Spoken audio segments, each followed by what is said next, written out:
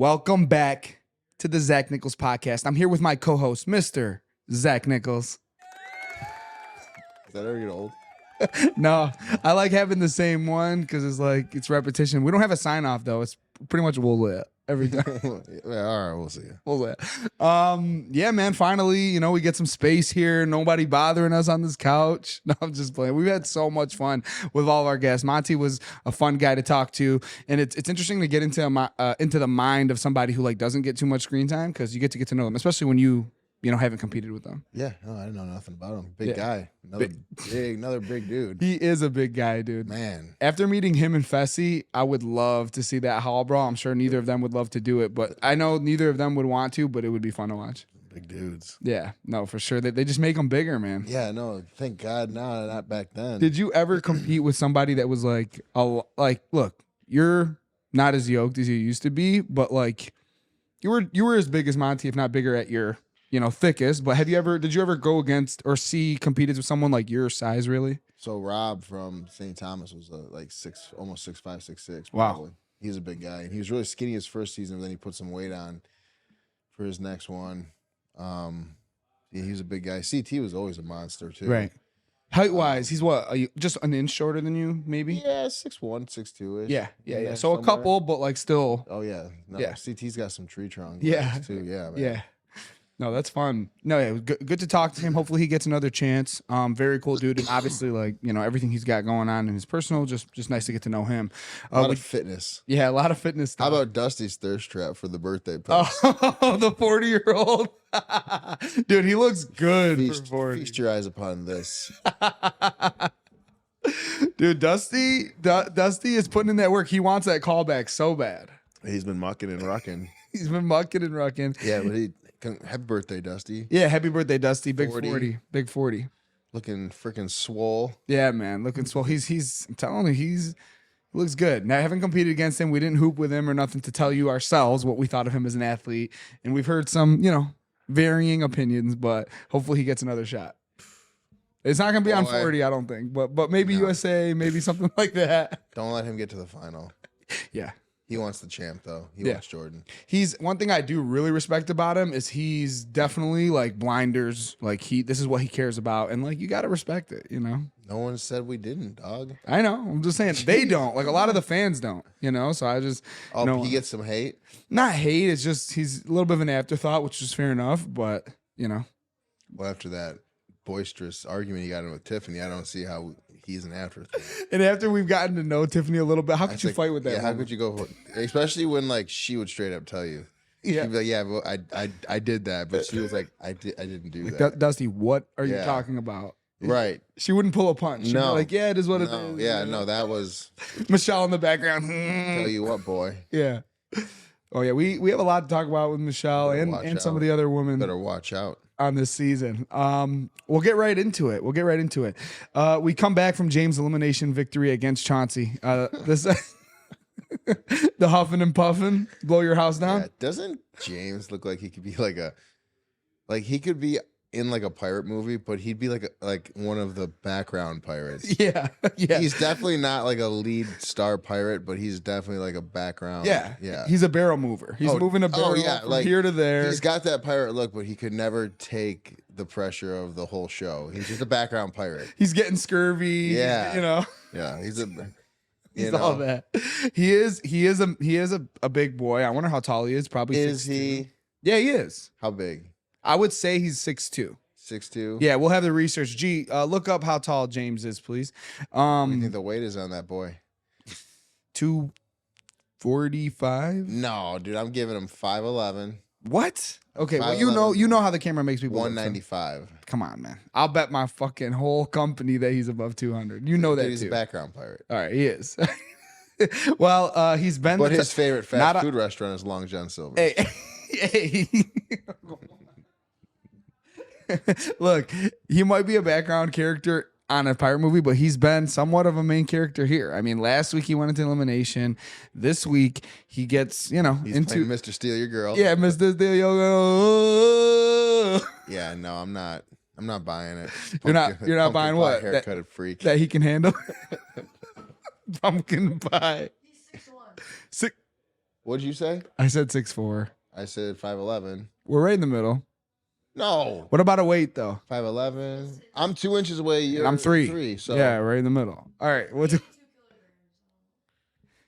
Hey Siri, translate 82 kilograms into pounds. Let's see how good she is. Well, It says 180. bam. So I thought he was big. He's 180 and he got out of shape running back and forth.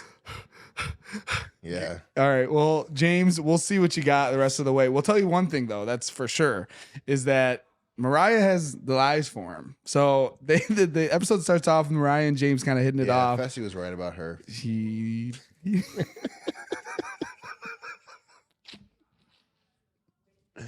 he did kind of talk about how she was a little bit disloyal to him after he brought her onto the show.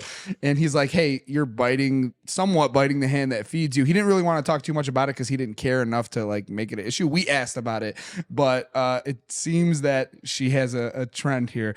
Mariah talks about how she's feeling bad about spending this time with Bananas, even though she admits that James is more her type. She's more attracted to him physically and emotionally. She's more attracted to a background pirate than the Banana Man.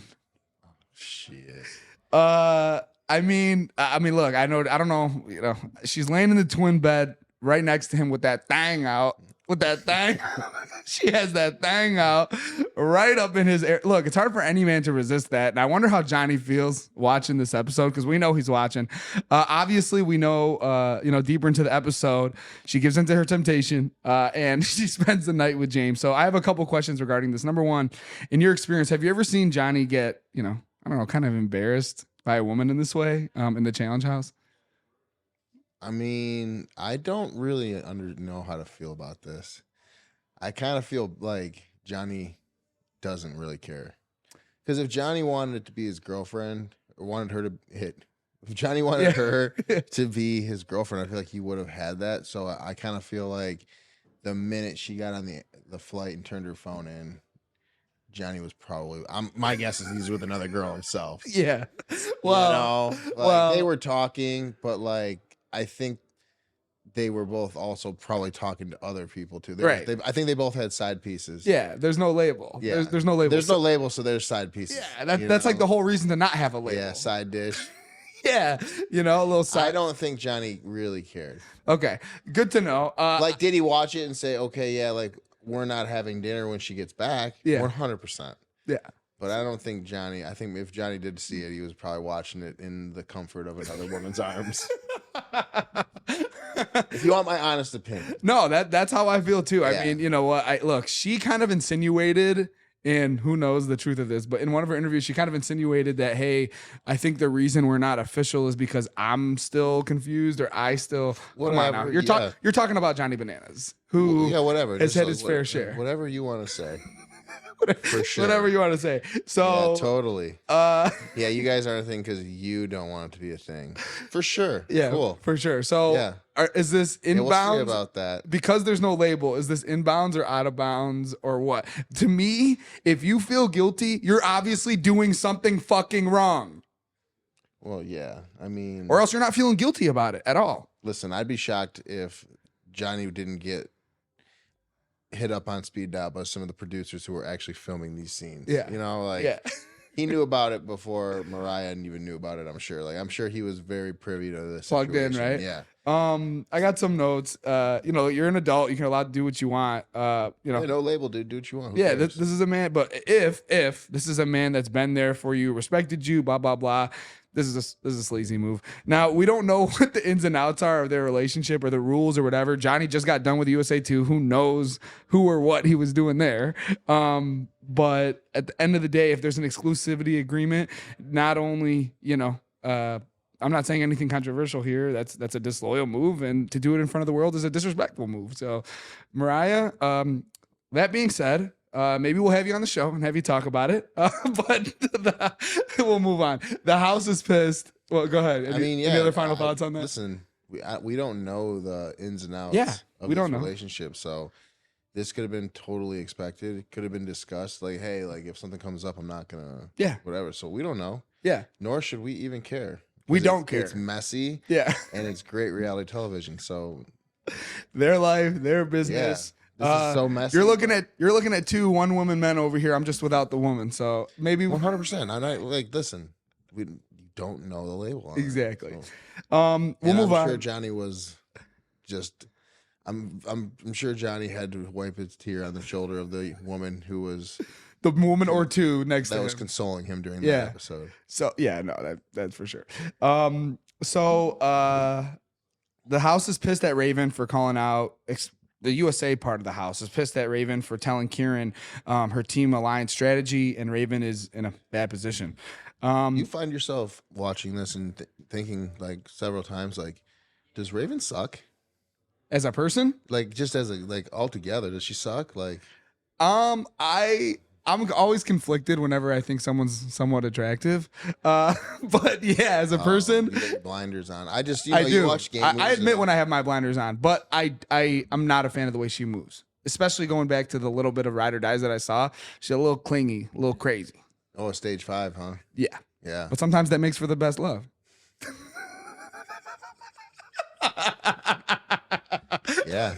Maybe. No, as a person, I don't know her, but as a competitor, I don't like the way she moves. I don't want to throw that judgment on her either, because we all know about editing. Yeah. And cheese pizza and all that. You know that. Yeah, but so I'm just saying, like, we all know about how things happen, but you also watch this and you're like, you are getting you're supposed, like, you're the sucky character right now. Like, you suck. Yeah. I mean, look, the fact that you have been getting diggity with Kieran and then you tell him this information, and then even if you're going in anyways, he has no problem saying your name in the next elimination, you're a pawn, and you need to work on your game. That. Yeah.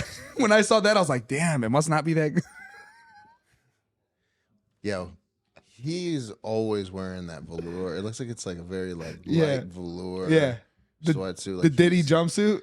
I was gonna say half. Yeah. Oh, yes. Yes. He's funny though. I swear. I kind of like it. Do you like him? I think he's. I don't cool. Really have an opinion yet. He seems to kind of like always wants to be like the leader of the challenges and stuff. Yeah. I for that reason, I like him. He's a confident guy. Yeah. He is a guy with a plan.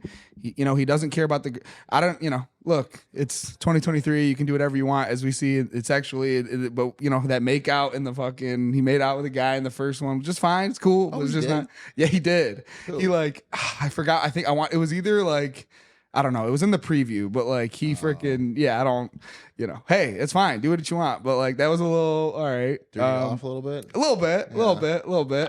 I clearly didn't affect me. I don't remember it. Yeah, no, it threw me off a little bit. I don't care. You do what you want. But it was just funny. So anyways, so Raven, we'll get to her elimination. Hui opens up about her language barrier, and she feels that she's in the house. It's tough for her. She doesn't speak English, but luckily she has Horacio, who can lean on. Luckily she has Horacio there to save the day. Knight in shining armor. The good guy. Oh, man. Tell us what you think about Horacio so far this season. That concludes the free preview of the Zach Nichols podcast. So go to Patreon and subscribe to see the rest of the shit that we talk. Go do it now.